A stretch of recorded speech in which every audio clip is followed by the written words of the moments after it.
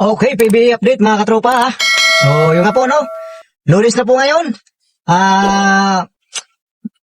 March 9 na po mga katropa. So, pag-usapan po natin kasi 11 po ay mag-start na po ang PBA. Yon, Commissioner's Cup mga katropa ha. So, pag-usapan po natin yan. Marami po tayong pag-usapan ngayon sa tungkol sa import ng TNT, si Bolbol. Kung magkano ang sweldo ni Bolbol ngayon, grabe. Nagulat ako mga katropa. Sobrang laki pala ng sweldo nito ni Bolbol. So, pag-usapan din natin ang Converge kasi nandiyan na po si Mikey Williams. So, pag-usapan po natin ang Converge kung gaano po ito kalakas ngayon. So, kung pwede na po silang mag-champion, kung makakapalag na po ba sila sa MVP group saka SMC group, yung Converge nito ngayon. So, pag-usapan po natin yan ha. At pati yung mga imports, kung sino pong mas malakas na import ngayon sa PBA Commissioner's Cup sa taong ito. So, yan, pag-usapan po natin yan pagkatapos ito mga tropa. Let's go!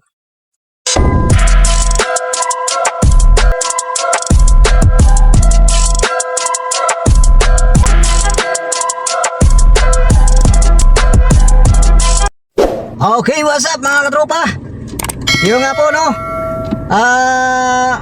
PBA update po tayo, PBA update. So yun nga po, bago po natin magsimula ng ating usapan about sa PBA.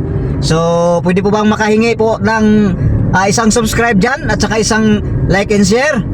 Yan mga katropa, sa hindi pa po mga nakasubscribe dyan sa ating YouTube channel, yung hindi pa po nakasubscribe, yan, mag-subscribe na po kayo.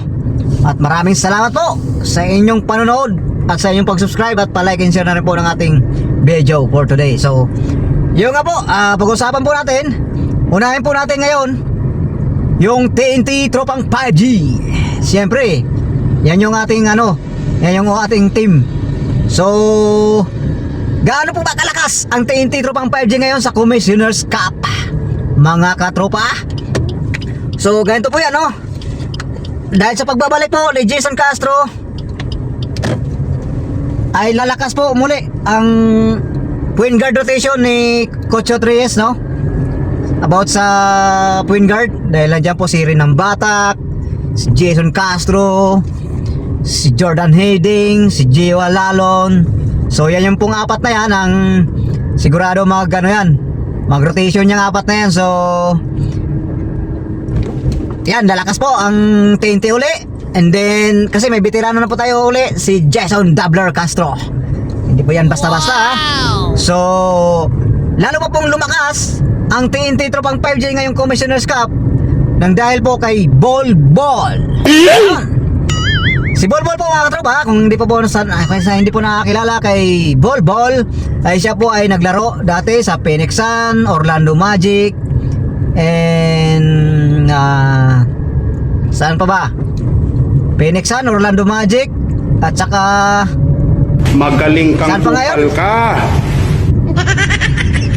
Di ko na naalala yung isa Basta mag-message lang po kayo kung naalala nyo po yung isang team na pinaglaruan ni Bolbol. So ito nga po si Bolbol nga po ay NBA veterans, 26 years old. So pa 27 years old na po siya. So 7 years po siyang naglaro sa NBA. So nag-career po siya doon ng 26 points per game and 9 rebound per games and 2 blocks per game. So yan, ganyan po katindi ang performance ni Bolbol. Pero hindi pa po siya babad nun Limited pa po ang minutes ni Bolbol sa NBA mga katropa sa mga nanonood sa atin dyan ngayon. So siguro pinakamataas na minutes ni Bolbol sa paglalaro sa NBA ay 20 minutes. So siguro dito sa PBA baka mag 36 or 40 minutes yan every game. Yan, so mantakin mo sa NBA 26 points, hindi po basta-basta yun. Maka 26 points ka sa NBA. Ano pa kaya dito sa PBA mga katropa? Mga maliliit lang mga players ng PBA. So expect natin average dyan ni Bolbol every game. Pagkakaalam ko dyan, magiging yan, dominante si Bolbol dyan mga katropa. Expect ko dyan sigurado mga 40 points pataas average ni Bolbol per game. Tapos yung rebound ni Bolbol, 20 rebounds per game. Ang blocks ni Bolbol, 5 rebounds per game yan. Ay, 5 blocks per game. Yan, itagaan nyo yan sa bato, mga katropa. So, yan nga po, no. Pag-usapan natin patuloy si Bolbol, kung gaano ka talaga kalakas itong si Bolbol na ito. Magaling kang kupal ka. Ayan. Grabe ang sweldo ni Bolbol, mga katropa. Si Bolbol po, mga katropa, sa hindi pa po nakaalam, ang sweldo po ni Bolbol ngayon ay $120. Yan, $120 ha, ang sweldo ni Bolbol. So, i-convert natin yan sa Philippine money ay 7 million per month ang sweldo ni Bolbol. Oh my God! Napakalupit ng MVP. Napakalupit ng MVP. Ang manager natin, Token Tex. Grabe, na lamangan pa niya yung NBA. Oo. Mas malaki pa ang sweldo ni Bolbol sa NBA. Kaya nga pinatos ni Kaya nga pinatos ni Bolbol yung Token Tex eh. Kasi may offer din yan sa China eh. So, para makuha ng TNT, ganyan ka galante ang Token Tex sa pagdating sa import. Alam nyo naman yan, pagdating sa imports ay ganyan po katindi ang Token Tex. Hindi po sila nagtitipid dyan. Mapa-champion lang nila ang team nila. Kaya nga laging champion yan sa Commissioner's Cup eh, saka Governor's Cup, kasi kalidad eh. Di kalidad eh. Si McDaniels yan, NBA veterans yan. Si Black Mamba, left-handed, Kobe Bryant, Hollis Jefferson, yan.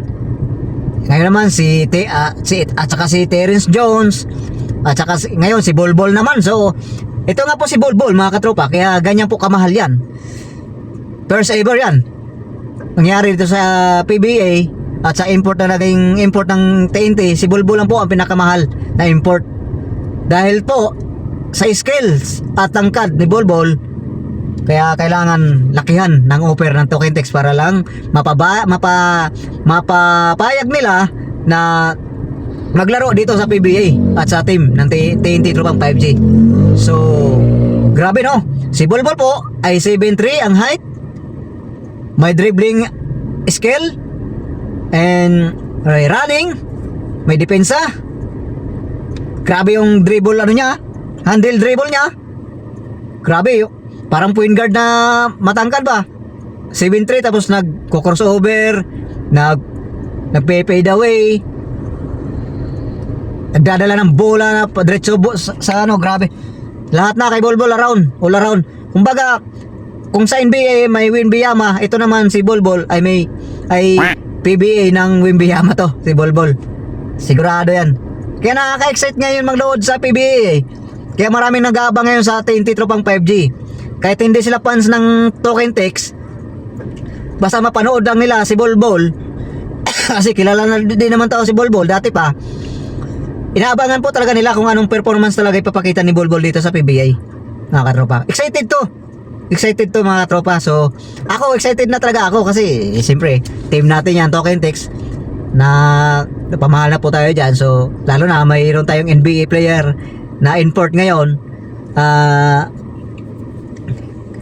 baging katulad ni Hollis Jefferson na excited, may lahat ng moves ay may excitement na panoorin.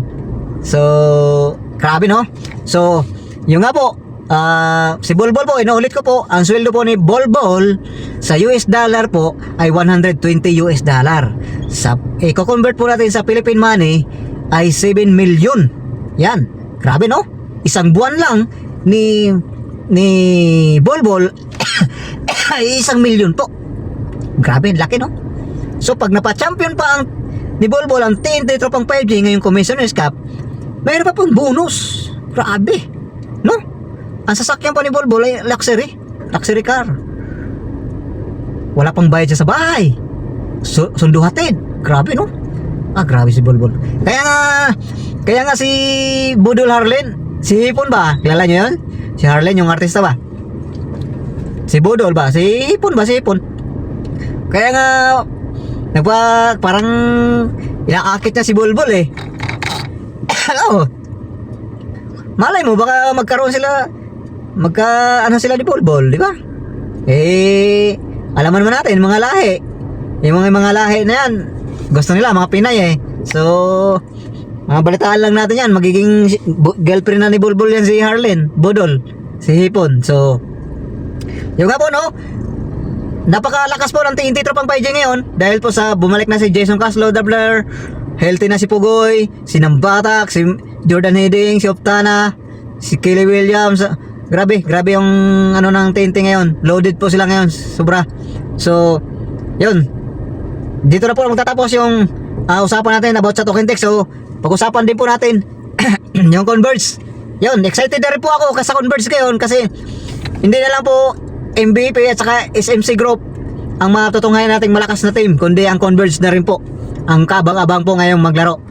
So sa katunayan nga po ang Converge po ay may laro nga po ngayong Miyerkules, March 11. Ang kalaban po nila ay ang Gaze team na ano ba yun? Ginagawa mo? Ano nga yung Gaze team natin mga katropa? Yan naman yung nga, Macau Blackbirds ba yun? Yun, kailang import ng Macau, 7-6. So, gano'n po ba kalakas ang Converge ngayon? Dahil po kay Abuiba at saka kay Mike Williams, yan, naging super team po ang Converge ngayon. So, ang tanong po dyan, i-message nyo na po sa baba, ang tanong po, kaya na po bang mag-champion ng Converge? Kaya na po ba nilang tapatan ang MVP group at saka SNC group? Mga katropa, sa palagay nyo, kaya na ba nilang tibagin ang SMB sa semis at sa finals? At kaya na rin ba nilang tibagin ang TNT sa semis at saka sa finals? Sa tingin nyo mga katropa, i-message nyo na sa baba ha. Magbibigay lang ako ng opinion sa Converge. Ngayon, malakas po ang Converge talaga. Di po talaga ipagkakaila. Malakas po ang Converge ngayon. So, wala po silang chemistry ngayon eh, kasi bagong dating si Abuiba, bagong dating si Michael Williams. So hindi po natin alam yung laruan ni Michael Williams kung ganun pa rin po ba kahusay, kasi 3 years po siyang natinggay, 3 years po siyang walang laro. So hopefully na maging maayos yung chemistry agad ng Converge para naman maging balance yung laro ng PBA ngayon, Commissioner's Cup. So tsaka Renorshine yan, malakas na rin Renorshine ha. So Meralco Balls po nga pala ay nagpalit na po ng imports. Talagang winalis nila si yung salbahe nilang import. Barumbado daw kasi. So baka sumabit pa sila doon. Kasi alam mo naman natin, sa PBA may mga asaran, may pisikalan. So siguro strategy ng mga kalaban, inisin natin to si yung import ng Meralco. Kasi may initin ang ulo nito. So yun lang, kaya nagpalit po ang Meralco. So 7-footer din po ito. Pinalit nila ha. So sino nga po? So yun lang po ang natin sa Converge ha. First time na po ang Converge ngayon. At excited po ako manood sa Converge din. Kasi siyempre nandyan yung dati nating player, si Mikey Williams. So nakakapanghinayang naman. So wala tayong magawa. Matigas ang ulo niya eh. So okay naman si Jordan Hiddink. Okay naman yung performance ni Jordan Hiddink